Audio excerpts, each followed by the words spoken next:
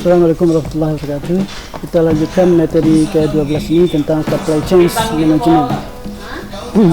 Supply chain management definisi proses integrasi jumlah entitas usaha yang bekerja sama untuk memperoleh bahan mentah, mengubah bahan mentah menjadi produk akhir, mengirim produk akhir ke retailer. Entitas terlibat pemasok, manufaktur, distributor, dan retail. Jadi supply chain itu sebenarnya siklus bagaimana kondisi pemasok, kemudian pemasok itu bahan baku ya. Berapa lama kalau Anda memesan sebuah bahan baku, berapa lama transportasinya dari tempat Anda ke tempat pemasok, kalau dipesan berapa lama baru bisa di ACC ya. Kemudian berapa lama juga dia bisa di gudang Anda. Kemudian manufaktur itu bagaimana memproduksi barang tersebut, kemudian mendistribusikannya ya. Mulai dari transportasi, agen-agen tertentu, kemudian baru di retail. Untuk menyediakan produk yang murah, berkualitas dan cepat tidak cukup hanya dengan melakukan perbaikan di lingkungan internal perusahaan saja, dibutuhkan peran serta supplier perusahaan, transportasi dan jaringan distributor. Kisarannya adanya produk yang murah, cepat, berkualitas ini yang menjadikan konsep baru tahun 90-an, yaitu disebut dengan supply chain sebagainya. Bagaimana itu tadi ya, yang 4 tadi, termasuk manufaktur itu bisa dibekerjakan dengan baik. Supply chain adalah jaringan perusahaan-perusahaan yang secara bersama-sama bekerja untuk menciptakan dan mengantarkan suatu produk ke tangan pemakai akhir. Perusahaan termasuk supplier, pabrik, distributor, toko, retail, serta perusahaan mendukung seperti jasa logistik. Jadi supply chain itu bukan satu perusahaan aja, dia bisa 2-3 perusahaan atau bisa banyak. Contohnya misalkan perusahaan perusahaan pengiriman seperti JNE, Si Cepat, dan lain-lainnya, sehingga misalkan mereka untuk mengantar ke Pulau Sumatera, nah itu kan mereka harus menyewa pesawat. Nah untuk itu mereka biasanya bekerja sama ya, bagaimana bisa mereka sekaligus. Kalau mereka buat satu pesawat itu maka biayanya akan mahal, maka mereka secara bersama-sama menggunakan transportasi yang sama dengan satu pesawat gitu ya. Itu namanya termasuk supply chain ya. Untuk distributor itu untuk transportasi dan distributor. Kemudian nah ini contohnya supply chain di supplier, manufaktur ini bisa ke sini ya. Kemudian material cost ke sini ya, bisa bolak-balik begini ya. Itu disebut dengan supply chain ya. Nah, sebenarnya perubahan paradigma persaingan bisnis dari single alone competition menjadi network competition. Ya. Jadi supply chain lagi ya, tidak menganggap pesaing itu adalah pesaing beneran. Jadi cuma network competition. Bagaimana bisa mengelola jaringan beberapa perusahaan itu yang bagus sehingga bisa survive seluruh perusahaan yang sama. Kondisi ini menuntut organisasi untuk fokus pada strategi baru melalui pengelolaan koordinasi antar organisasi yang terkait yang lebih kenal dengan satu rantai pemasok. Persaingan terjadi sekarang adalah persaingan antara supply chain yang satu dengan supply chain yang lainnya. Tentunya ada 3 macam yang harus dikelola dalam supply chain, yaitu material, informasi, dan keuangan. Itu pasti ya. Material itu masuk produk bahan baku ya, atau bahan jadi ya, kalau ininya. Kemudian produk, information, finance-nya. Dari supply, produk, information, finance, baliknya begitu ya. Ini tadi guys, tujuan dari supply chain memaksimalkan sebuah nilai. Supply chain surplus customer value, dan supply chain cost. Tujuan dari supply chain dari penjualan sebuah, contohnya penjualan sebuah retail diperoleh pendapatan $60 atau pemasok menggunakan biaya informasi, penyimpanan, transportasi, komponen perikitan.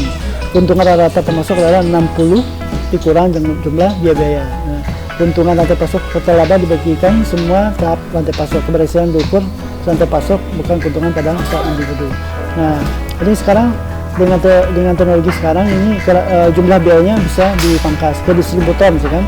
Nah, perusahaan juga sudah bisa membuat e-commerce sendiri atau bisa di platform e-commerce yang lainnya, sehingga ada beberapa distributor itu bisa diputus. Tujuan dari supply chain, pelanggan merupakan sumber pendapatan. Sumber dia harus informasi produk finansial yang terjadi antara tahapan rantai pemasok. MRP ya, yang efektif adalah manajemen harus di antara tahap rantai pasok untuk memaksimalkan jumlah keuntungan supply chain. Masalah pada supply chain, rantai pasok bisa sangat panjang karena melibatkan banyak mitra internal dan eksternal serta di tempat yang berbeda.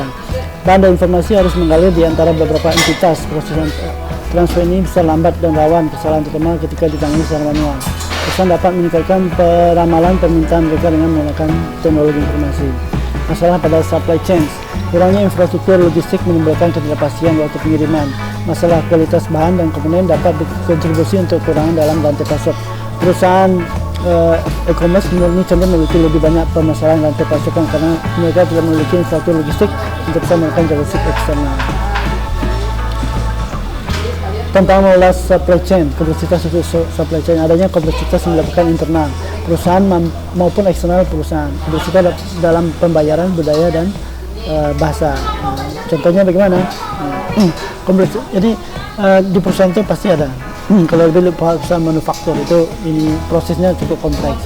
Belum lagi dia berhubungan dengan berhubungan dengan perusahaan itu dia harus bisa mengelola sumber bahan baku, kemudian sumber bahan baku dia bisa harus mengelola gudangnya, berapa daya tampung gudangnya, kemudian sehari itu dia memproduksi berapa, kemudian dia akan menyimpan bahan jadinya di gudangnya, kemudian dia mendistribusikannya, kemudian baru jatuh ke retail atau konsumen.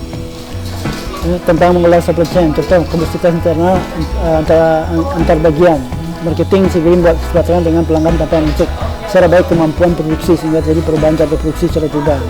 Nah biasanya tuh marketing kan biasanya jual banyak. Wah kami mampu menjadikan Anda dalam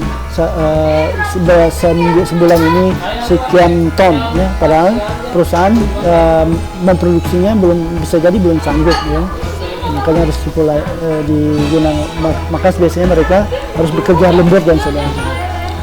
Kemudian tantangan mengelola supply chain, ya. Supplier mengirimkan pemesanan terus dilakukan jauh-jauh dari sebelum waktu pengiriman, diharapkan pesanan tidak berubah. Supplier juga mengirimkan pengiriman setelah produksi selesai. Di sisi lain perusahaan menghendaki fleksibilitas tinggi dengan mengubah jumlah spesifikasi maupun jumlah pengirim. Nah itu biasanya nih, ya. Contohnya aja rumah makan itu biasanya mereka butuh sayur. Nah sayur atau bahan baku ya sayur aja lah yang lebih sederhana. Jadi sayur ini itu mereka sudah memesannya kepada petani. Jadi mereka memesan misalkan sehari itu mereka beli sayur 500.000, ya. Jadi biasanya udah di-take-in, ya. 500.000 mereka mengirim ke orang tersebut, ngambil atau tidak diambil itu tetap dibayar. Itu untuk mereka menjaga supply chain-nya mereka. Ketidakpastian menimbulkan ketidakpercayaan diri terhadap rencana yang dibuat. Tantangannya, ya, sebagai akibat perusahaan sering menciptakan pengamanan di sepanjang supply chain. Pengamanan ini berupa safety stock, safety time, atau kapasitas produksi, ya. Safety stock itu contohnya di gudang itu. Misalkan perusahaan manufaktur dia memproduksi sebuah barang itu bisa 3 ton dalam satu hari, sedangkan gudangnya cuma sanggup menampung 10 ton. Berarti itu gudang cuma untuk buat 3 hari, maka untuk dari pasok suppliernya mereka harus bisa membuat sebuah supply chain yang baik sehingga jadi jangan terini pada satu supplier. Tentang mengelola supply, sumber ketidakpastian pembeli, ketidakpastian supply terkait dengan pengiriman harga, kuantitas maupun kuantitas. Ketidakpastian internal bisa disebabkan kerusakan mesin, kinerja mesin tidak sempurna, tenaga kerja serta ataupun kualitas produksi. Supply chain plus SCM. Supply chain adalah jaringan fisiknya, yaitu perusahaan-perusahaan yang terlibat dalam pemasok bahan baku, produksi barang maupun pengirimannya ke pemakai akhir. SCM adalah metode alat untuk pendekatan pengelolanya. Ya. Pendekatan ditekan adalah SCM ini adalah terintegrasi dan semangat kolaborasi. Ya. Ini proses dari rantai supply. Supplier, manufaktur, storage, transport, tadi yang disebutkan itu sudah dijelaskan. SCM adalah rangkaian pendekatan yang digunakan untuk mengintegrasikan pemasok, produsen, gudang, dan toko secara efektif agar persediaan barang dapat diproduksi dan didistribusikan pada jumlah yang tepat, ke lokasi yang tepat, pada waktu yang tepat, sehingga biaya kesediaan sistem dapat diminimalisir sehingga perusahaan memuaskan kebutuhan yang mereka miliki. Ini komponen dari SCM, wellhead, ya, upstream, mainstream, dan downstreamnya. Komponen SCM, upstream supply meliputi dari suatu perusahaan manufaktur pada penyalur, koneksi mereka pada penyalur mereka, aktivitas kemana pengadaan. upstream, ya. Kegiatan SRAM untuk pabrik perakitan sebagai fokus termasuk adalah memasuk bahan baku yang merupakan bahan tidak diproses, misalnya logam dan lain-lain. Internal supply chain meliputi semua proses in-house yang digunakan di dalam mentransformasi masukan dari penyalur ke dalam keluaran ekosistem.